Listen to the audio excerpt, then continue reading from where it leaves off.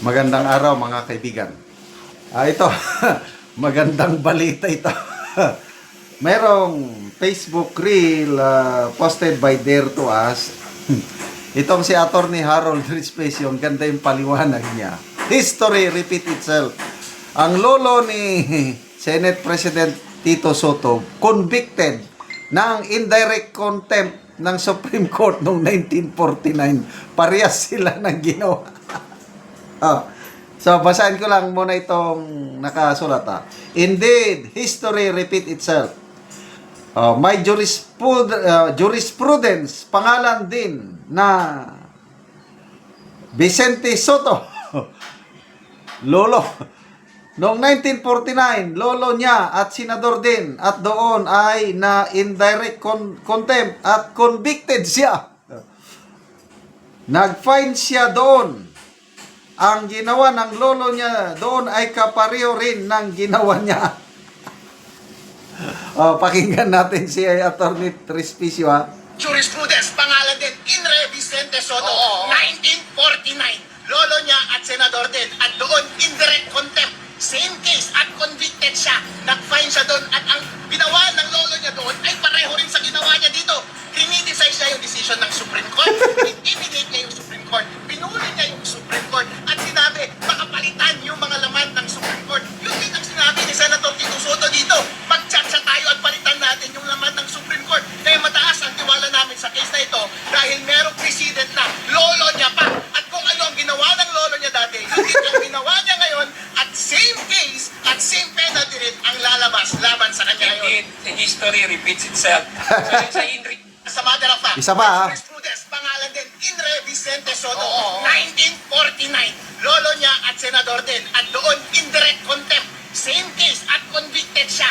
Nag-fine siya doon. At ang ginawa ng lolo niya doon ay pareho rin sa ginawa niya dito. Criticize niya yung decision ng Supreme Court. Intimidate niya yung Supreme Court. Pinuli niya yung Supreme Court. At sinabi, pakapalitan yung mga laman ng Supreme Court. Yun din ang sinabi ni Senator Tito Soto dito. Mag-chat-chat tayo at palitan natin yung laman ng Supreme Court. Kaya mataas ang tiwala namin sa case na ito dahil merong precedent na lolo niya pa. At kung ano ang ginawa ng lolo niya dati, yun din ang ginawa niya ngayon at same case at same penalty rin ang lalabas laban sa kanya ngayon. Indeed, the history repeats itself. So yung sa Ay, nako. Basa lang muna ako sa mga comments, Sa mga comments.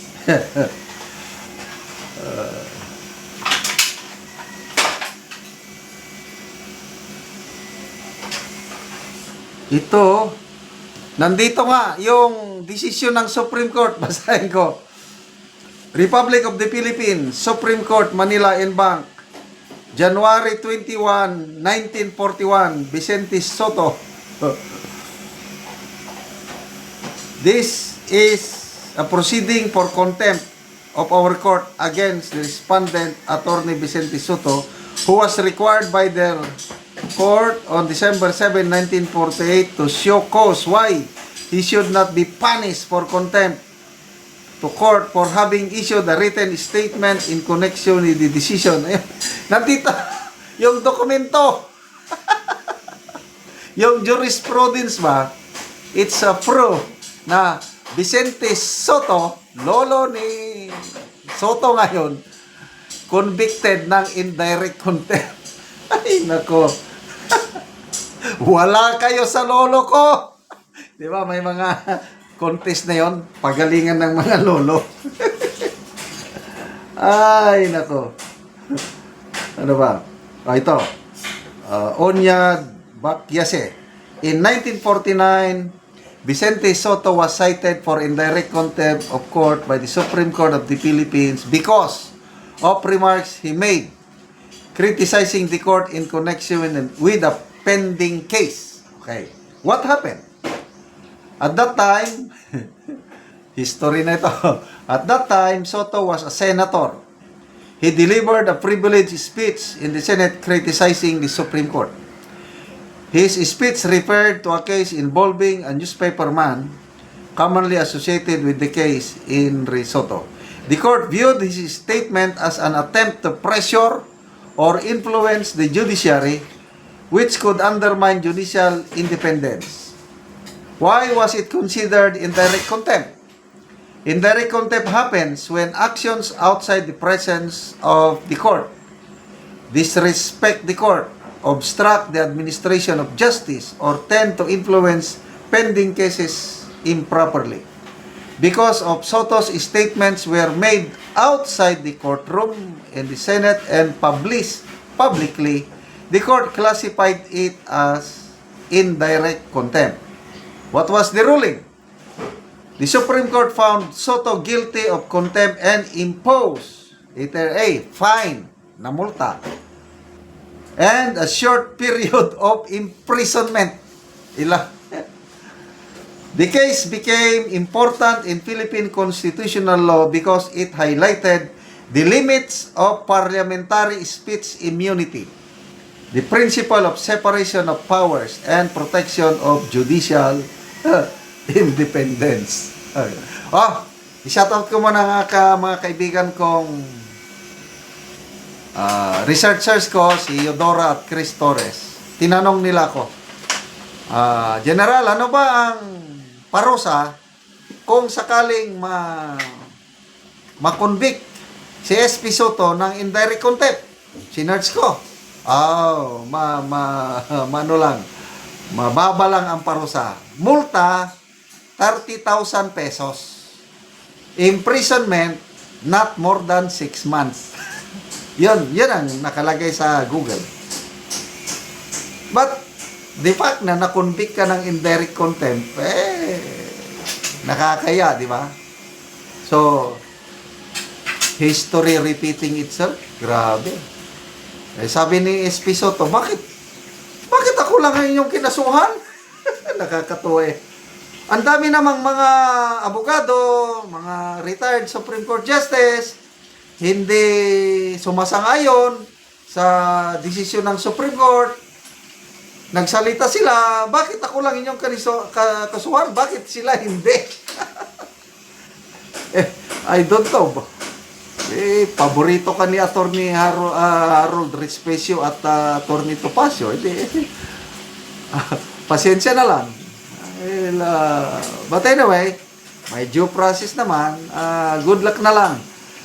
Will history repeat itself? Convicted ang lolo na Vicente Soto, makonvict din ang Vicente Soto III. I don't know, depende na sa Supreme Court. Salamat mga kaibigan sa inyong pagsubaybay sa ating channel. Nakakatulong tayo ng malaki sa tribong talanding ng Bukidnon dahil ang income natin sa channel na ito is pantulong sa tribo. Namimigay tayo ng libreng yero at pako para makapagpatayo sila ng mas maayos na tirahan.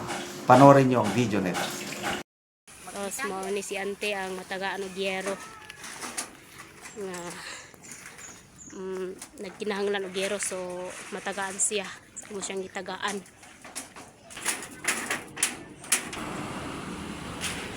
So mo ni ang hitsura sa balay ni ante, so amo siyang gitagaan og yero aron makaatop. So ato pang sudlon ang dito sa sulod karon aron atong makita ang kahimtang sa iyang balay nga kuan na gid kaayo, guba na gid kaayo ang mga yero. So kuan na gid kaayo, guba na gid kaayo, makita gid nimo nga lugid ka si ante. So diri nga side sa likod sa balay ni ante. So loy kay kahimtang ni ante kay si ante usa siya kabalo. So ang iyang kahimtang dili lalim nga kuan kay buslot na kayang mga yero. So mao ni ang ilang ginapuy-an. So atong sudlon dito sa sulod sa ilang abuhan. So agoy makita nimo nga tanawa loy kayo ang kahimtang ni ante kay buslot na day kayo ang iyang yero. So wala na daw sila masilungan. So kung maulan basa na gid kaayo ang ilang kahimtang. So ginapuy-an pa gid nila ay na sila yung mga gamit.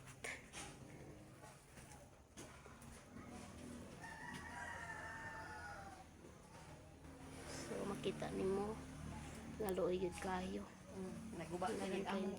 So karon ante unsay imong masulti nga nakatagaan kag yero? So akong masulti lang gyud Makaatop na gyud ka. dako na gyud kay akong pasalamat nga nakaatop ko una, pasalamatan ako ang Ginoo nga gidungog gyud akong Pila na dai ni ka tuig ante?